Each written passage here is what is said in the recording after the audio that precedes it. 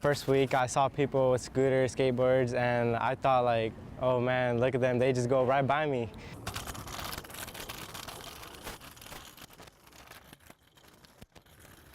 I was thinking about getting a skateboard, but the first time I got on a skateboard, I just like fell on my back, so never again.